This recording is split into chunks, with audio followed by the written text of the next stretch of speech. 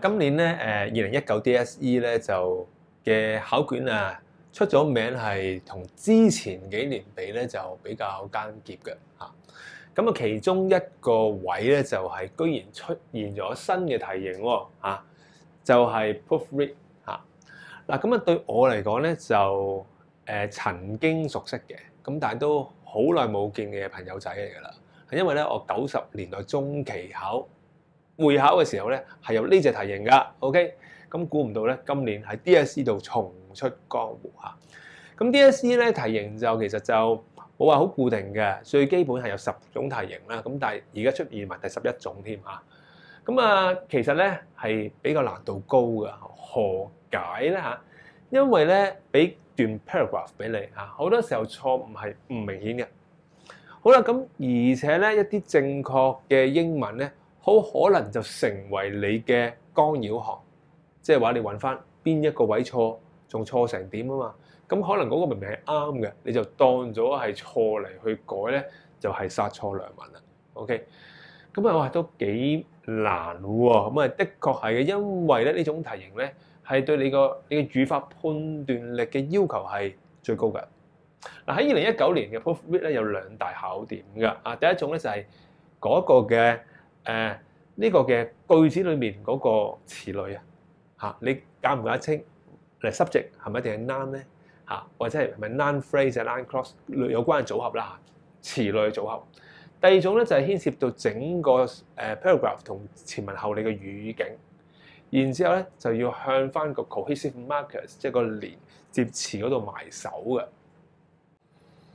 點解咧2019嘅 DSE 咧 proofreading 會重現江湖咧嚇？咁其實咧我諗之後嘅年份都會隨時又出翻㗎啦嚇。咁點解咧？似乎咧會考試局咧要求大家咧搞翻好個語法啦，熟悉翻睇上下文嘅語境咧，呢啲係好基礎喺應用英文必須要知嘅嘢嚇。咁7+3視覺英語咧係好幫到大家呢方面㗎。咁而且係一個工具嚟嘅嚟做 proofread。7即係7個句型 ，OK， 而且係7條公式嚟㗎，係可以用視覺嘅滑解嘅。咁另外3咧就係指緊3個嘅語感家族啦。主句係紅色嘅，綠色係定語，紫色係狀語㗎。好，我一試一試畫，呢度有3句嘅病句。咁唔單止 DSE 嘅，原來咧喺英文嘅教師基準試咧，proofread 係一個必須要考嘅題目嚇。咁咧就我就用翻，其實咧呢啲嘢都係唔單止以前會考啦，而家基準試 DSE 又考翻，咁咧就可以咁講咧，其實都即係語法嗰個敏感度係好重要啊！睇下 subject 係 I 對我嚟講咧就好簡單嘅，因為咧我知道咧 look forward to 係一組嚟嘅 ，VI forward to 係一個 preposition 係一組 preposition 嚟㗎 ，OK，forward to 即係 look forward to 即係盼望啦。好啦，咁我知道咧唔係 look forward 喎，係一定要加個 to 嘅，係一組嚟嘅，前面一組嚟嘅。好啦，咁然之後咧後面就有一個 object 啦，好簡單 ，subject VI preposition object， 即係對一對就知係3號句型嚟嘅。我首先知道佢個基本結構先。好啦，下面嗰句啦 ，I want to see you again。OK，I 係 subject，want 係一個 VT 及物動詞，後面就係一個 object 嚟㗎，得唔得？咁即係2號句型啦，你照對嘅啫，得唔得？不過咧個好重要嘅金律嘅喺語法世界裏面就係 subject 同 object 一定要係名詞。咁喺 E 版嘅第一課已經開始講呢個咁重要嘅金律㗎啦。咁而名詞咧唔一定係單字㗎，好多時係名詞嘅組合。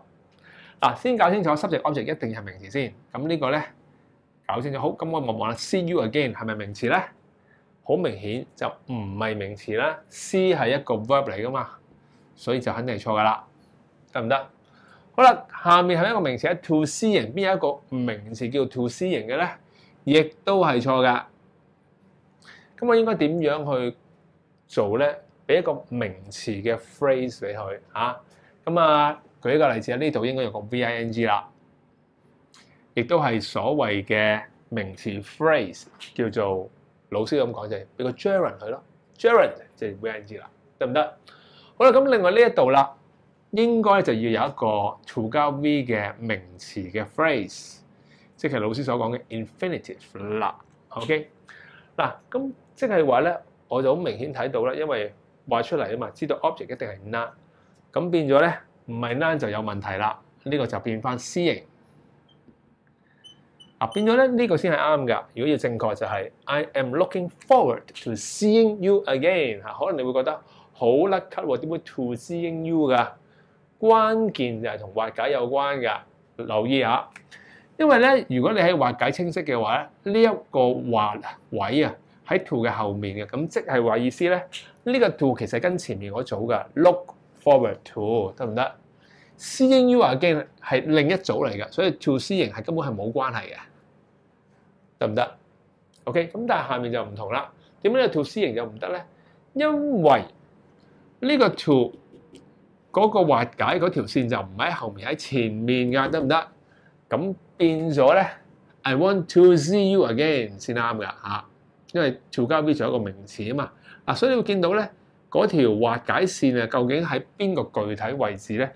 原來係一啲locate error 嘅仔細位嚟嘅。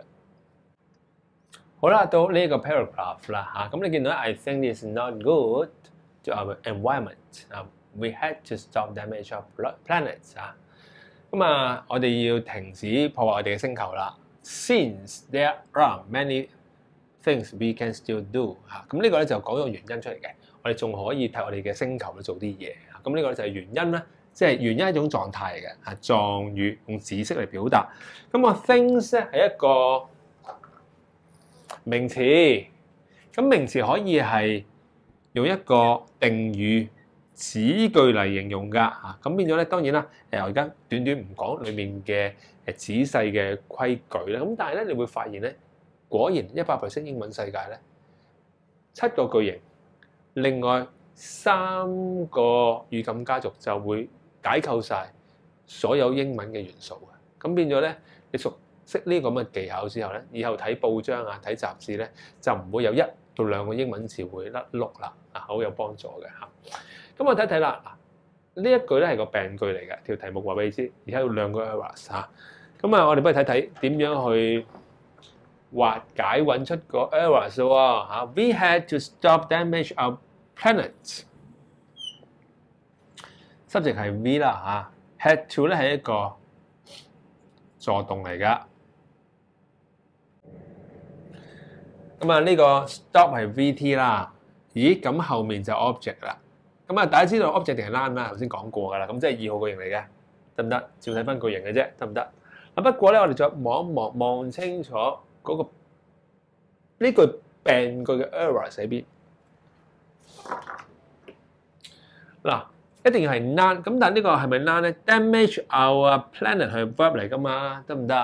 咁肯定有問題啦。咁應該點做咧？好啦，根據我哋 E 版有講過 stop 係咪跟 VING 㗎？得唔得？好啦，咁應該點改咧？好簡單啫，就改成 damaging， 咁咪啱咯。好，第一個 error 搞清楚啦。We had to stop damaging our planet。咦，仲有個 error 喎，咁係邊咧？就望清楚。咦，前文係 I think this is，think 係現在式 ，is 又係現在式，後文又係睇語境啦，上下文嘅語境啦。There are many things， 咦，又係現在式，點解無啦啦會整個過去式嘅咧？得唔得？個語境有問題啦，定係咪？所以應該點改咧 ？We have to stop damaging our planet since there are many things we can still do。咁樣咧，好清楚將病句 errors 就清楚就 locate 到出嚟啦。